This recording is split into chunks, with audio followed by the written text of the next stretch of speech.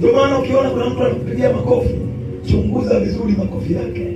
Kuna muda watu tunahubiri, nasikia makofi. Kuna muda Roho Mtakatifu ananiambia hao wanajifanya wameelewa ili umalize uondoke. Kwa sio kila makofi yana maana yake kwenye kule ndani kuna hisia ipo. Sema baba, ngoja tukishangilia haraka haraka ili yamalize. Bwana Yesu asifiwe.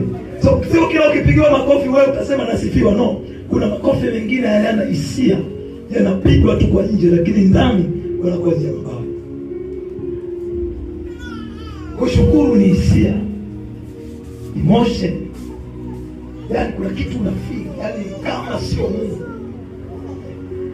Mimi hapa nilivyokuwa maskini, mimi hapa nilivyokuwa ni mtabange, mimi hapa nilivyokuwa mtu wa madawa kulevya, mimi nilivyokuwa jambazi, mimi nilivyokuwa sijui changunoa, sijui na hivi, leo nani angenibadilisha? Wazazi wangu walijitahidi lakini ilishindikana. Mke wangu alijitahidi, ilishindikana. Mume wangu alijitahidi.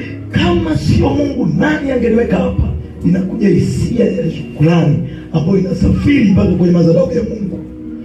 Na mimi naomba watu fulani wakiwa wanatoa dhabihu zao za shukrani, yaweko matendo kwenye moyo yanayokusukuma umtolee Mungu. Kama hauna hisia, hizo sadaka zako zinakuwa hazina maana.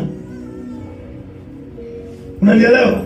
Yaani kama hauna hisia ya kushukuru Mungu kwamba kuna jambo fulani amenitendea na na imani kuna mambo fulani atatenda, na trust me, hiyo sadaka yako utaiona haina maana na kwa Mungu haitafika, lakini itafika. Ndio maana naongea na wewe haya ili ifike. Kushukuru ni kusamini kitu ulichotendewa. Nimesema shukrani na aina za shukrani.